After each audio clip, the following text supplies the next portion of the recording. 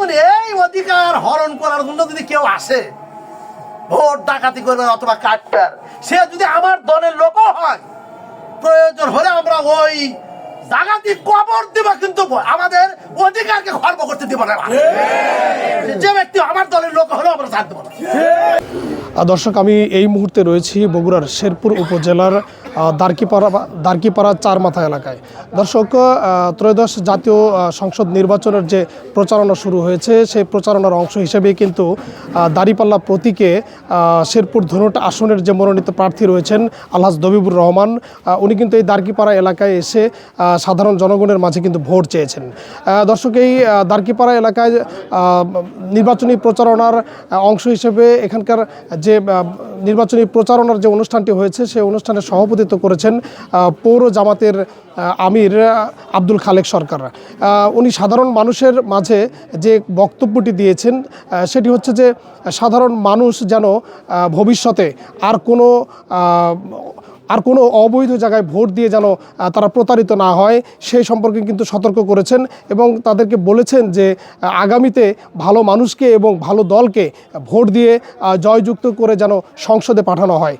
দর্শক, আমি এই মুহূর্তে এই বগুড়া জেলার শেরপুর উপজেলার দারকিপাড়া এলাকা থেকে আজকের বগুড়ার লাইভ থেকে সরাসরি আমি আলহাজ দবিবুর রহমানের বক্তব্যে সংযুক্ত করব।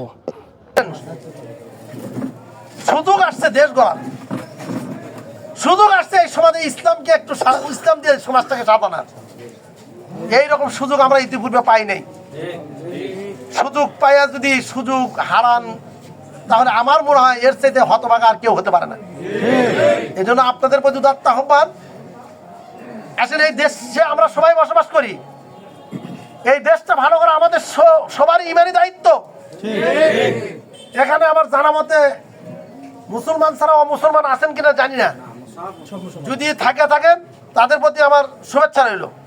তবে আমার মুসলমান ভাইদের প্রতি উদাত্ত আহ্বান, আপনারা জানেন দেশকে ভালোবাসা, দেশকে মহব্বত করা এটা কি ইমানের একটা অংশ।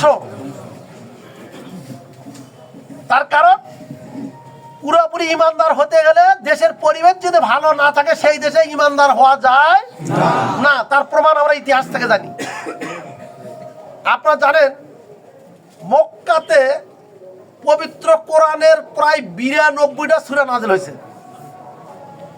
এবং কোরআনের প্রায় 12টা অংশ নাযিল হয়েছে কোথায়? মক্কাতে। এই মক্কাতে আল্লাহ তাআলা ইয়া আইয়ুহাল্লাযিনা আমানু বলে ডাক দেন নাই। অর্থাৎ যতগুলি আয়াত নাযিল হয়েছে মক্কাতে, কোনো আয়াতে ঈমানদার বলে ডাক দেন নাই। ডাক দিয়েছেন কোথায়? আল্লাহ রাসূল যখন মদিনায় যে একটা ইসলামী রাষ্ট্র কায়েম করছেন, ঈমানদার হওয়ার একটা পরিবেশ যখন তৈরি করছেন, আল্লাহ তাআলা ডাক দিয়েছেন ইয়া আইয়ুহাল্লাযিনা আমানু, হে ঈমানদারেরা, কুতিবা আলাইকুমুস সিয়াম। এই ডাকটা কখন দিল আর ফরজ কখন হলো?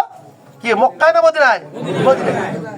আজকে আমাদের দেশে ইসলামী পরিবেশ না থাকার কারণে আমরা ঈমানদার আসলে হতে পারতেছি না।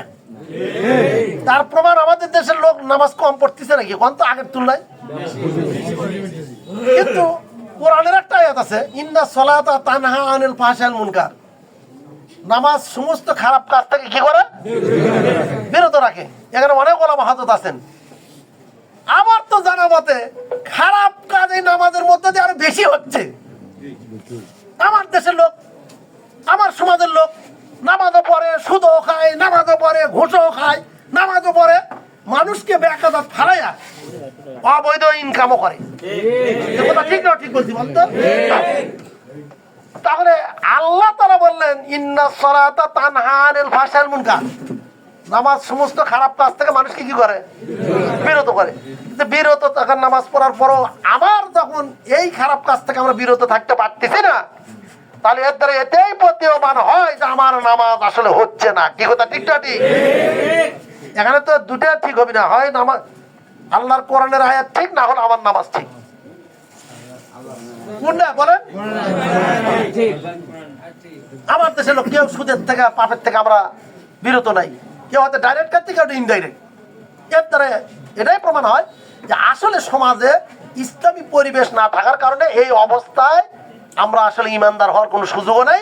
সেটার ইতিহাস আপনার সেই মক্কা জানাইলাম যে ওই সমাজে আবু জেহেলের নেতৃত্বে সমাজ চলতো, যেখানে সন্ত্রাস ছিল, দুর্নীতি ছিল, চাঁদাবাদ ছিল, মানুষের উপরে জুলুম করতো সবার লোকেরা দুর্বল লোকের উপরে। আজকে আমার দেশে তো এই অবস্থায় চালু হয়ে গেছে। আজকে দুর্নীতিতে চ্যাম্পিয়ন। আরে ভাই, হালাল কথা বললে পরে হালাল ইনকামের কথা বলে লোকই খুঁজে পাওয়া যায় না। হারামের প্রতি এত মানুষ ঝুঁকে পড়ছে, আর অপপ্রচার আমাদের দেশে তো না করলে মনে আরামই পায় না। এত মিথ্যা কথা বলতে বলতে আমরা একটা পর্যায়ে আছে, আমি হাদিস পড়েছি, কথাটা আপনাদেরকে শোনাইতে চাচ্ছি। মানুষ যখন মিথ্যা বলতে বলতে একটা অভ্যাসে চলে যায়, ওই লোকের মুখে আর সত্য কথা আসে না, মিথ্যাচার তাকে ভালোই লাগে না।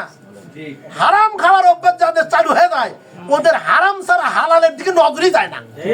আজকে আমাদের দেশ এইরকম একটা পরিস্থিতি বিরাজমান। কি কথা ঠিক ঠিক?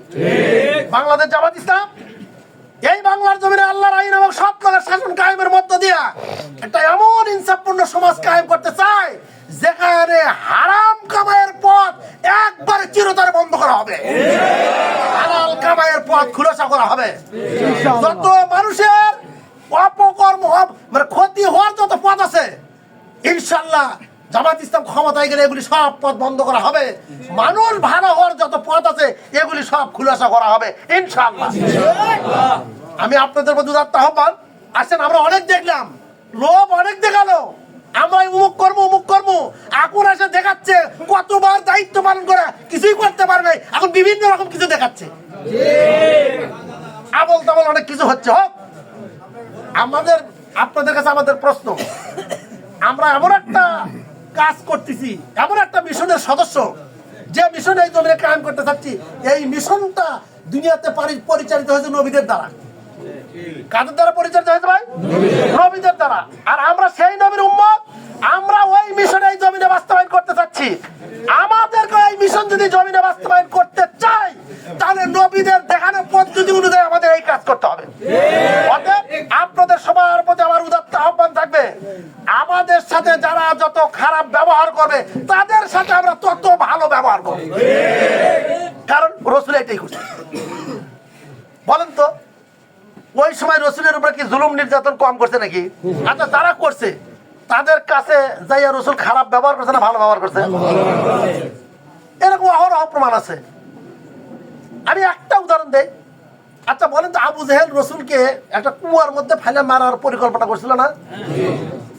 আচ্ছা, শেষ পর্যন্ত কুয়ার মধ্যে কে পড়ছে? আমার কেমন যেন মনে হয় আমাদেরকেও খাদের মধ্যে ফালানোর জন্য নানান কৌশল হচ্ছে। ইনশাল্লাহ আজ হোক কাল হোক খাদের তারা পড়তে বাধ্য। যাই হোক, যখন যাইয়া ওই খাদের মধ্যে শেষ পর্যন্ত পড়লো কেনা ভাই, কি রসুল পড়ার পর রসুলের কাছে কি চাইছে? যে রসুলের পারার জন্য গাছ খুললো সেই গাছের মতো ওই পড়লো। রসুল তাহলে ওখানে তো কিছু করতে পারতেন, কি সাহায্য করতেন, নাও করতে তো পারতেন, কিন্তু রসুল এখানে শিক্ষা দিলেন। সেই রসুল আসলেন, আসা ওই কুয়ার কাছে হাত যখন নেমে দিছে, কুয়ার তলি তখন উপরের দিকে উঠে আসছে। সুবহানাল্লাহ। এটাই ছিল রসুলের আদর্শ। সেই রসুলের মিশন আমরা জমিনে বাস্তবায়ন করতে চাচ্ছি। ওই রসুলের দেখানো পদ্ধতি অনুযায়ী আমাদের ওইভাবে কাজ করতে হবে। কারোর সাথে খারাপ আচরণ করা যাবে না। প্রয়োজন হলে যারা খারাপ আচরণ করে আল্লাহর দ্বীনের সাথে তাদের হাত ধরতে হবে। দ্বীনের জন্য যদি কেউ ছোট হয়, আল্লাহ তাকে বড় বানায় দেয়। চিন্তা করেন না? একটু চিন্তা করেন।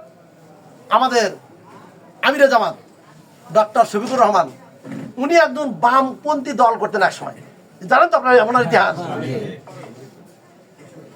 আল্লাহ তাআলা কোথায় থেকে তাকে কোথায় নিয়ে গেছেন, গোটা বিশ্ব তাকে ডেকে নিয়ে যাচ্ছে এখন। এটা কে করছে ভাই? কিসের কারণে? আজকে আল্লাহ দ্বীনের কারণে হয়েছে।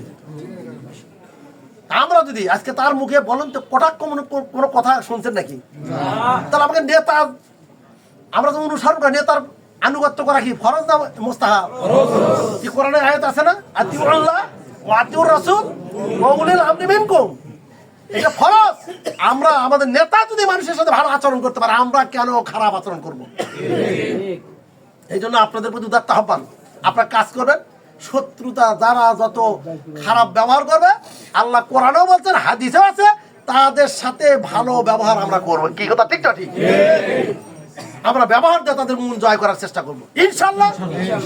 আল্লাহ আমাদের সাথে আছে, দেশবাসীও আমাদের সাথে আছে। মাঠের অবস্থা যাতে টের পাচ্ছেন না, টের পাচ্ছেন না আপনারা? ইনশাল্লাহ আল্লাহ আমাদের সাথে আছে, মাঠও কি আমাদের সাথে আছে। আসেন আমরা যদি খালি একটু ভূমিকা রাখি, ইনশাল্লাহ এবার চতুর্দিকে যে সাউন্ড উঠেছে এই বাংলার জমিনে, ইনশাল্লাহ ইনশাল্লাহ ইসলামের পতাকা কেউ আর ঠেকাতে পারবে না ইনশাল্লাহ। তবে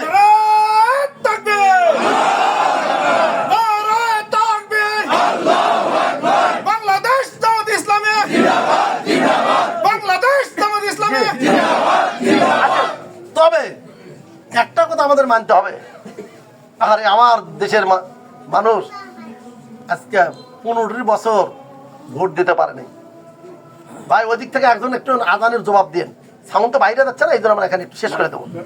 হ্যাঁ নামাজটা যেহেতু আমরা জমাতে বলবো ইনশাল্লাহ।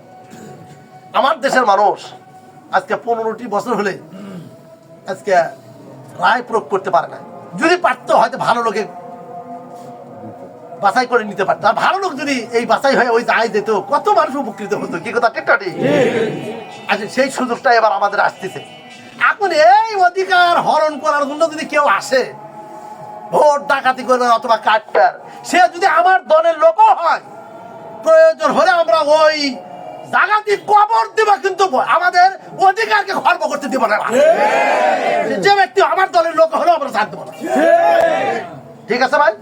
আসেন ইনশাল্লাহ আপনারা অফিস করছেন করেন, কিন্তু অফিসের কাজ কি খালি অফিসে দেখে এগুলি মিটিং করবার বসে থাকবো আর চা খাবো তা না। বলেন তো শেরপুর থানা ইউনো অফিস কয়টা? একটা। কিন্তু গোটা শেরপুর থানার তথ্য সেখানে আছে কিনা? আছে। অফিস আমাদের এখানে হবে, যে কয়েকটা ওয়ার্ড মিলে হলো, এখানে এই ওয়ার্ড দল একটা করে ভোটারের কাছে 19 বার গেছে। আমরা কয়বার গেছি বলেন? না না 2-3 বার।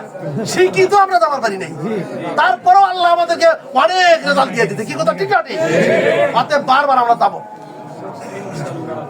আর নির্বাচনের দিনের কিছু গাইড, কারণ আপনাদের সাথে এইভাবে আর দেখা হবে কিনা, 580টা বা কম বেশি গ্রাম, এখন কয় জায়গায় যেতে পারবো জানি না। যে যাই হোক হয়তো দেখা নাও হতে পারে। আপনাদের প্রতি আমাদের এটাই নির্দেশিকা থাকলো যে আপনারা ওই দিন সকালে সকালে যে ভোট তো দিবেন, একটা দিনের জন্য হলেও আপনাদের প্রতি ত্যাগ স্বীকার করতে হবে, কেন্দ্রে পাহারা দিতে হবে, এবং রেজাল্ট নিয়ে তারপর ওখানে উপজেলাতে চলে আসতে হবে। শেষ ঘোষণা পর্যন্ত আমরা ইনশাল্লাহ থাকবো ইনশাল্লাহ।